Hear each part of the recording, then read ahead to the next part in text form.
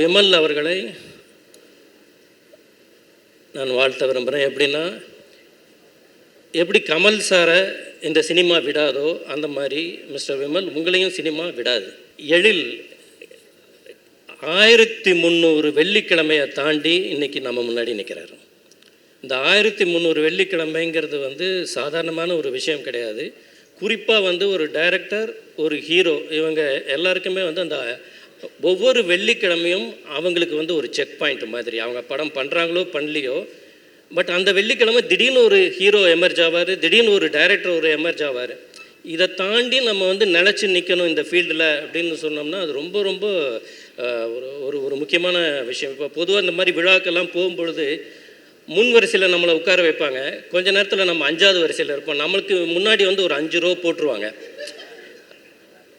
அதுக்கப்புறம் அந்த 5 ரூபா போட்டாலும் எவ்ரி டைம் விழா அமைக்கிறவங்க என்ன பண்ணுவாங்கன்னா, அந்த உட்காந்துருக்கிறவங்கள சார் முன்னாடி உட்காருங்க, முன்னாடி உட்காருங்கன்னு சொல்லிட்டு முதல் வரிசைக்கு கொண்டு வருவாங்க.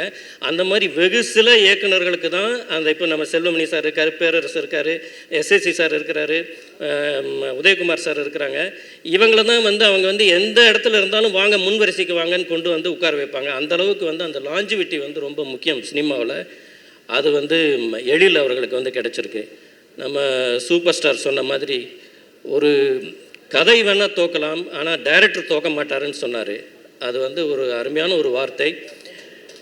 எழில் அவர்களுக்கும் எல்லா டைரக்டர்களுக்கும் ஒரு சின்ன தேக்க நிலை வரும். அதை தாண்டி அடுத்த ஒரு மைலேஜ் கொண்டு போகிறதுங்கிறது ரொம்ப ரொம்ப முக்கியம்.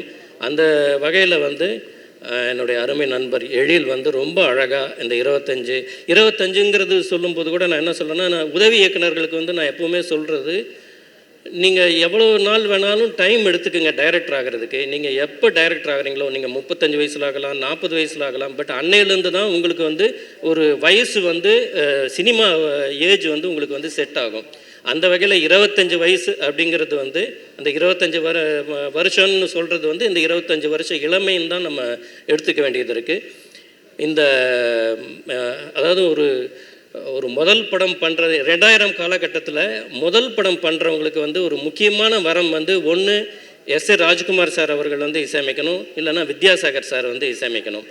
அது மாதிரி அந்த 2 வரமும் இவருக்கு எழிலுக்கு கிடச்சிது. அதுலேருந்து ஆரம்பித்தது இந்த 1300 வெள்ளிக்கிழமைன்னு நான் சொல்கிறது 1300 வாரம்னு வச்சுக்கிட்டோம்னா, அவர் பண்ண அந்த முதல் படம் துல்லாத மனமும் துள்ளும் 1300 வாரமாக ஓடிக்கிட்டு இருக்குன்னு தான் அர்த்தம். ஏன்னா அதுதான் என்றைக்குமே ஒரு படம் ஒரு இடத்துல தியேட்டரோடு நிற்க போகிறது கிடையாது. அதுக்கப்புறம் அதனுடைய லாஞ்சிவிட்டி இருந்துக்கிட்டே இருக்குது. அந்த வகையில் அவர் பண்ண எல்லா படங்களும் பல வாரங்களை கடந்து எல்லாருடைய மனதிலையும் ஓடிட்டு தான் இருக்குது அப்படிங்கிறத நான் தெரியப்படுத்திக்கிறேன். அவருக்கு என்னுடைய வாழ்த்துக்கள், மொத்த குழுவுக்கும் என்னுடைய வாழ்த்துக்களை நான் தெரிவிச்சுக்கிறேன். Thank you Charan sir. அண்டு ரொம்ப ரொம்ப முக்கியமாக தொகுப்பாளினிக்கு நன்றி. தமிழை ரொம்ப அழகாக உச்சரித்து தெளிவாக பேசுகிறாங்க, அதற்கு ஒரு நன்றி. அனைவருக்கும் வணக்கம் சார். எல்லாம் பேசி முடிச்சதுக்கப்புறம் கடைசியாக கூப்பிட்டு விட்டு என்ன பேசுறதுன்னு ஒன்றுமே இல்லையே சார். எழில் ஃபோன் பண்ணி 25 வருஷம் ஆகிப்போச்சுப்பா சினிமாவுக்கு அதுக்காக ஒரு விழா எடுக்கிறோம் வாப்பான்னா. என்னப்பா அதுக்குள்ளே 25 வருஷம் ஆகிப்போச்சா? ஏன்னா நானும் எழிலும் அசிஸ்டன்ட் டைரக்டராகவே பழக்கம். அவர் டைரக்டராக 25 வருஷம் ஆகிப்போச்சு. ஒரு இயக்குனர் படம் பண்ண போகிறாருன்னு சொல்லிட்டு நானும் எழிலும் அசிஸ்டன்ட் டைரக்டராக தேனாம்பேட்டை பக்கம் அந்த ஆஃபீஸ்னால் ஒரு ஒன்று கொடுத்தன வீட்டில் தான் சார் அந்த ஆஃபீஸ் இல்லை வீடு. அவங்க வீட்டில் தான் டிஸ்கஷன் நடக்குது. அப்படி போய் 2 பேரும் அப்போ பழக்கம். அந்த டைரக்டர் இன்னும் டைரக்டர் ஆகலை. நானும் எழிலும் டைரக்டர் ஆகிட்டோம். துரதிருஷ்டவசம் அவரும் சீக்கிரம் டைரக்டர் ஆகிடணும். எழில் எப்போ படம்னு கேட்பேன். நான் யாருப்பா ப்ரொடியூசருன்னு கேட்பேன். என் ஃப்ரெண்ட்ஸ் தான்ப்பா ப்ரொடியூசர்னாப்புல. என்னை எந்த ப்ரொடியூசர் படம் பண்ணாலும் அவர் ஃப்ரெண்ட் ஆகிடுவாப்புல.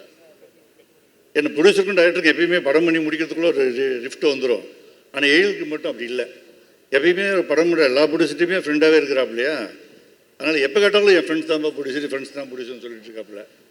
ஸோ இந்த ப்ரொடியூசரும் நல்ல ஃப்ரெண்டுன்னு நினைக்கிறேன். எழில் இன்னும் நிறைய நல்ல படங்கள் பண்ணணும். இந்த தேசிங் ராஜா 2 பெரிய வெற்றி அடையணும். அந்த சக்ஸஸ் மீட்டிங்கில் நம்ம கலந்துக்கணும். அப்போயாவது முதல்ல சீக்கிரம் கூப்பிடுங்க. வேறு ஏதாவது கண்டென்ட்டோடு பேசிட்டு போயிடலாம். ஏன்னா எல்லாம் பேசி முடிச்சதுக்கப்புறம் பேசுறதுக்கு ஒன்றும் இல்லை. ரொம்ப நன்றி.